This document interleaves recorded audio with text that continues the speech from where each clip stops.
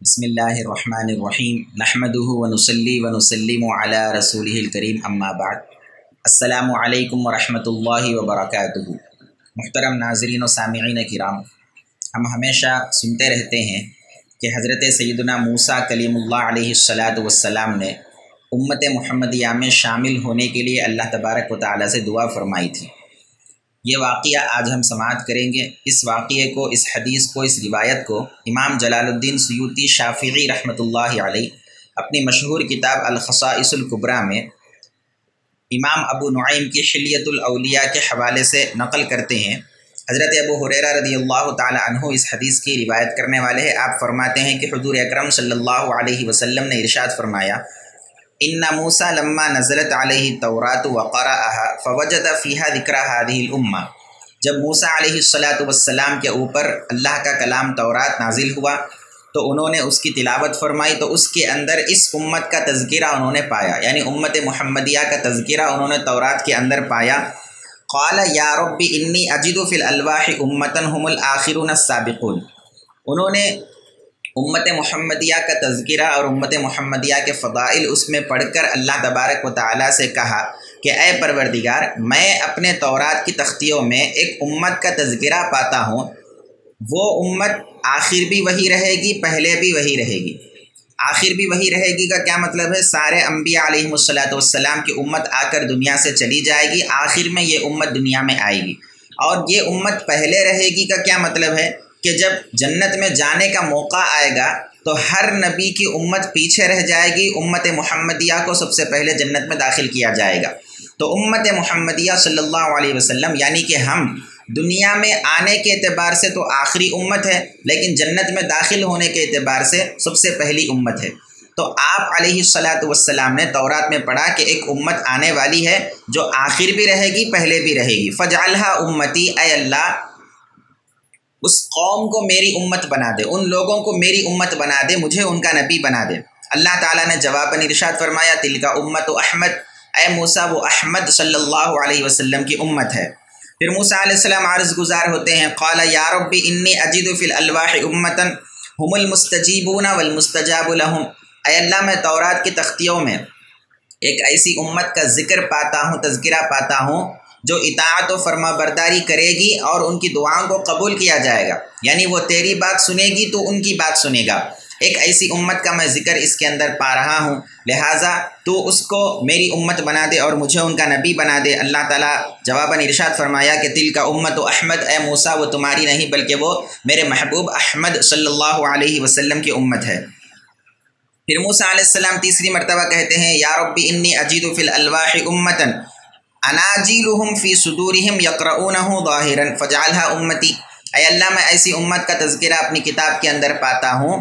جو امت ان کے اوپر نازل ہونے والی کتابوں کو حفظ کر لے گی، اپنے سینوں کے اندر اس کتاب کو محفوظ کر لے گی، حافظ رہے گی اپنے اوپر نازل ہونے والی کتاب کی، لہٰذا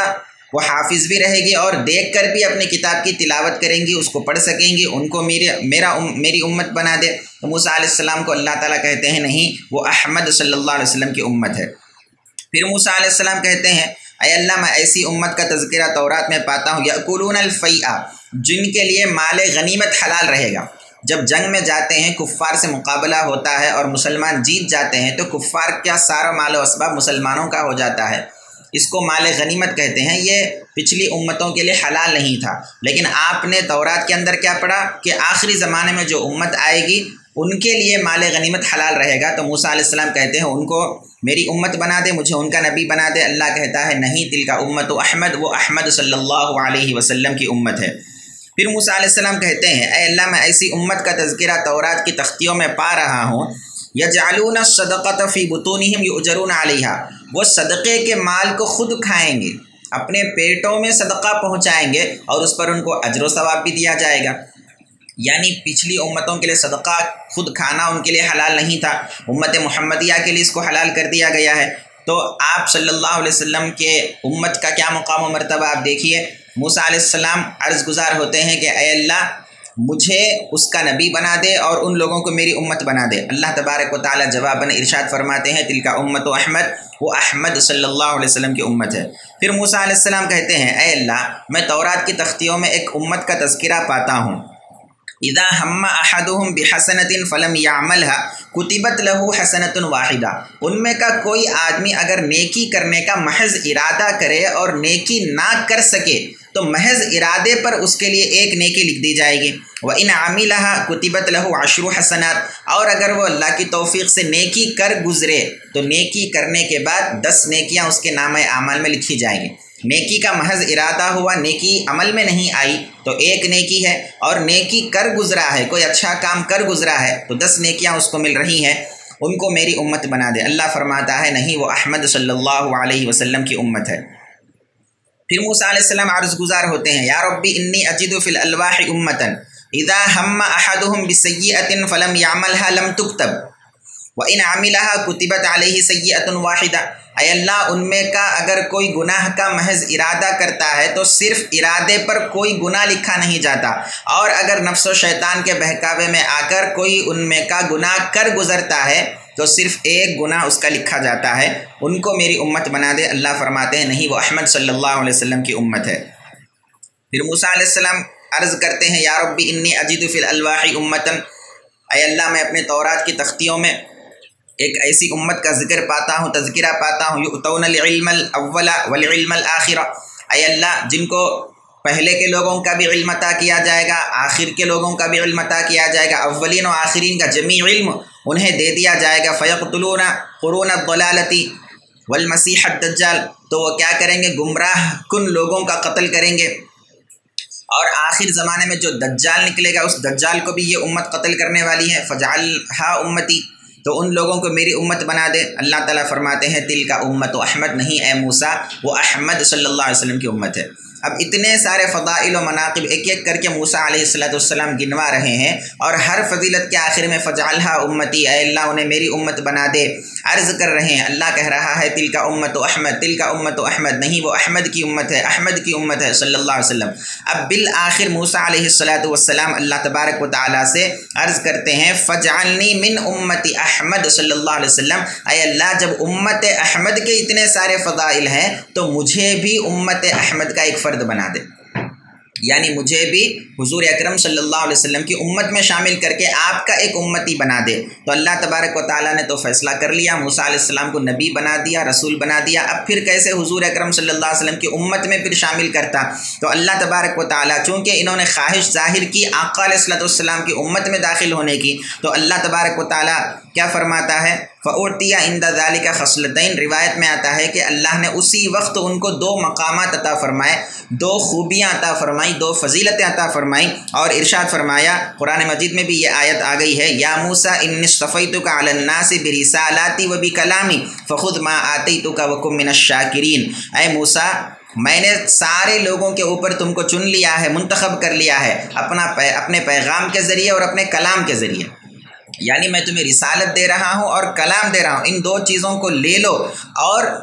اس پر شکر گزار بنے رہو۔ تو موسیٰ علیہ السلام فرماتے ہیں قد رضیت یا رب، اے میرے پروردگار میں راضی ہو گیا ہوں، تو جو دیا ہے اس پر میں راضی ہو گیا ہوں۔ تو اس کو امام جلال الدین سیوطی رحمۃ اللہ علیہ نے الخصائص الکبریٰ میں روایت کیا۔ اصل یہ حدیث ابو ہریرہ رضی اللہ عنہ روایت کرتے ہیں، امام ابو نعیم نے حلیۃ الاولیاء میں اس کو اپنی سند کے ساتھ ذکر کیا تھا، امام جلال الدین سیوطی رحمۃ اللہ علیہ نے حلیۃ الاولیاء کے حوالے سے الخصائص الکبریٰ میں اس کو درج کیا ہے۔ اب یہ حقیر فقیر اس نے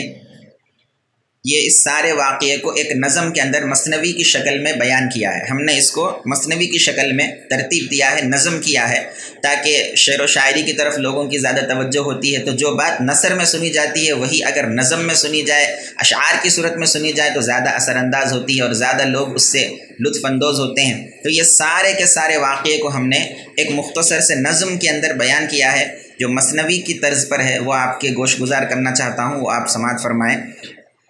ہم نشینوں ایک روایت ہے سنو، کیسی روح افزا حکایت ہے سنو،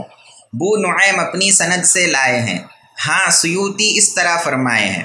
الخصائص میں کیا ہے درج پھر، بو ہریرہ راوی ہیں کیا حرج پھر، یوں کیے ارشاد محبوب خدا، جس کا ہے مفہوم سن لیجے ذرا،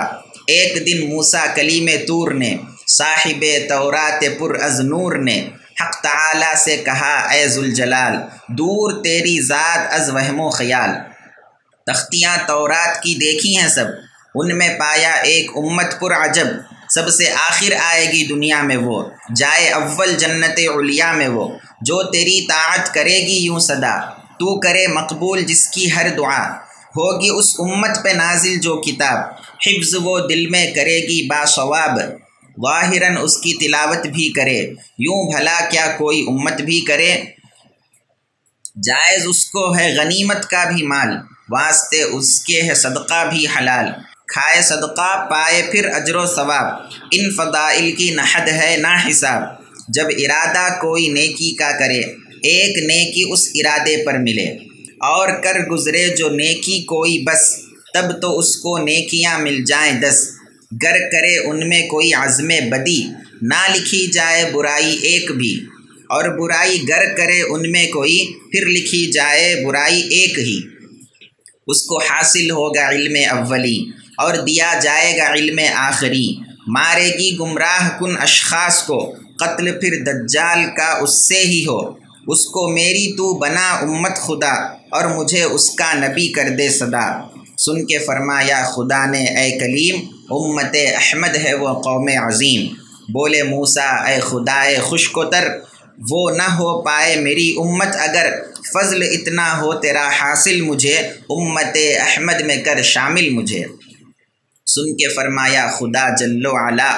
نعمتیں دو دیں گے ہم اس کے سوا، منتخب کر کے تمہیں بین الانام، دیتے ہیں اپنی رسالت اور کلام، شکر اس پر تم بجا لاؤ میرا، بولے موسیٰ قد رضیت ربنا،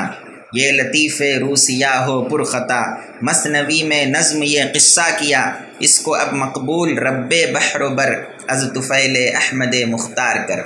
ہم سب کو اللہ تبارک و تعالیٰ کا شکر ادا کرتے رہنا چاہیے کہ اللہ تبارک و تعالیٰ نے بغیر مانگے بغیر پوچھے ہم کو حضور نبی اکرم صلی اللہ علیہ وسلم کی امت میں شامل فرمایا ہے۔ اللہ تبارک و تعالیٰ ہمیں نیک توفیق عطا فرمائے، شکر گزاری کی توفیق عطا فرمائے، اور آقا علیہ السلام کے صدقے میں ہماری کامل مغفرت فرمائے۔ السلام علیکم ورحمۃ اللہ وبرکاتہ۔